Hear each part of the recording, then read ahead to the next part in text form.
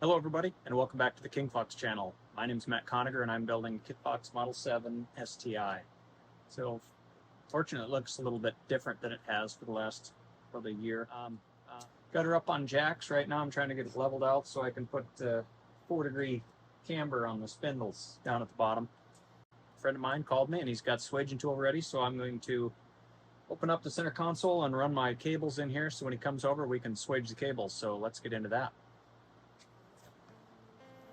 Alright, so as I said before, I've got a friend coming over with some wire rope cutters and the swaging tools that I need to swage the cables. So I'm going to remove the center console for the umpteenth time here. One thing that I would say would make things easy for you is to unwind your rudder cable, lay it down on the garage floor or whatever space you have available, double it up, and you're going to want to cut it in half. I cut mine with the wire cutting pliers, which was nice, but it did leave a bit of a frayed end, so every time you push it through one of the sleeves, it causes an issue, and pretty soon by the time you get to the front of the airplane, you can't push it through the sleeve, you got to cut it again, and those wire pieces that stick out are pretty prickly, and they poke your finger, they go under your fingernail. They're a pain in the finger, you could say. I watched a pretty good video from Right On with John Crane. It's 2 minutes and 21 seconds long. The name of the video is Must Know Wire Rope Cutting Trick. Stop frayed ends, steel cable. I'm going to include a short clip of his video right here.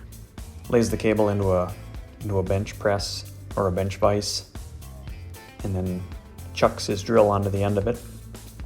Heats up the cable with a propane torch.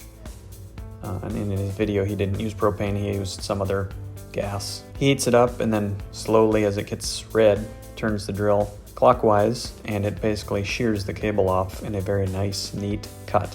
Now, I don't know if this heating the cable will affect it structurally, but it's something I might send the video to Brandon and ask him if he can take a peek at it. My assumption is probably don't want to heat up your rudder cables. The wire rope cutter I used was an Ipex. That's just one brand name.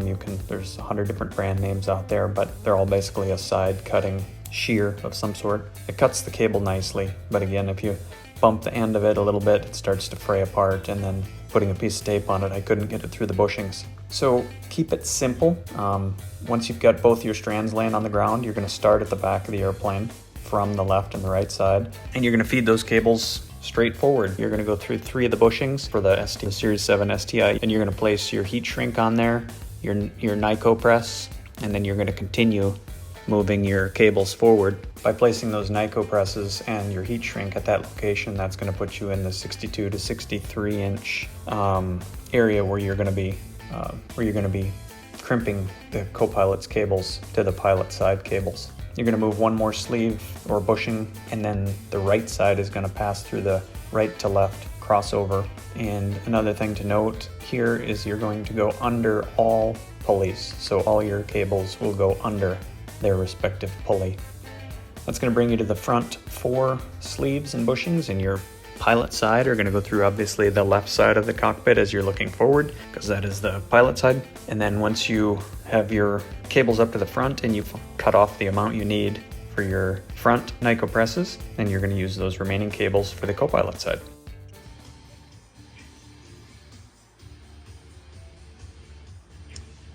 .62 to 63 inches is where it's going to get swaged back to the other cable.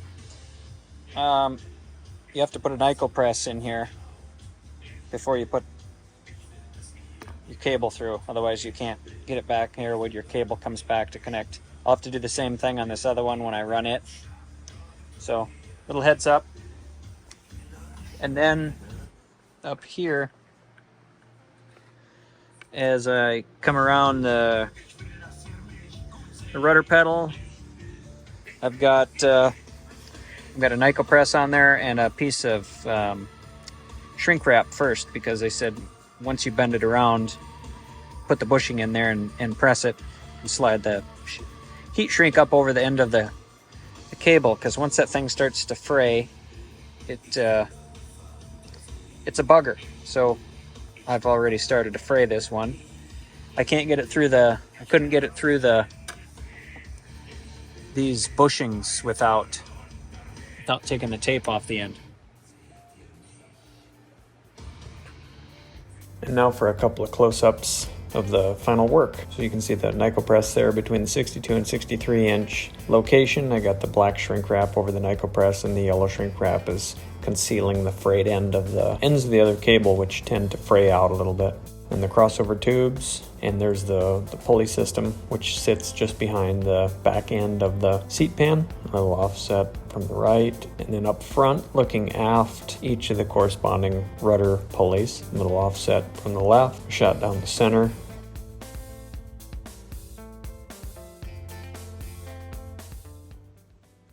Starting from the back, making our way forward.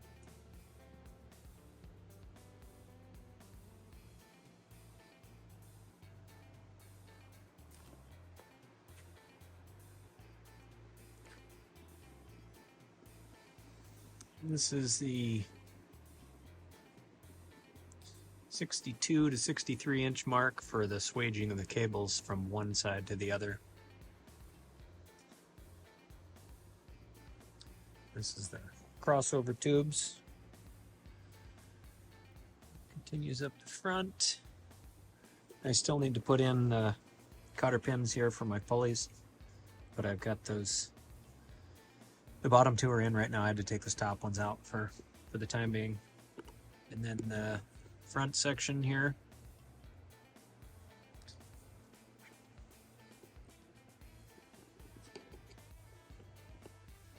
And then as you come around the front, hopefully I've got these dialed in just right. I screwed up my heat shrink on this front cable up here, so basically I had to take it off, so I might have to figure out if I need to do anything with it at all. But overall, I thought it looked pretty good. Thanks for watching today's video. If you guys liked what you saw, don't forget to hit the like button, the subscribe button, and hit the little tiny bell for future notifications when good videos like this one come out. I'll see you guys on the next video. Take care. In the event any of you are interested in buying a Tesla, I have a link here on the page and I'll put it down below. You'll receive $500 off a Model 3 or a Model Y to include 3 months of full self-driving. You can receive $1,000 off a Model S or X to include the 3 months of full self-driving. It appears that they also have some deals on solar panels and the solar roofs. So again, I've thrown the link in here. I'll put it down below. In the event you guys are sitting on the fence just waiting to pull the trigger, it's here to take advantage of for either $500 or an extra $1,000 off. We'll see you guys on the next video. Bye-bye.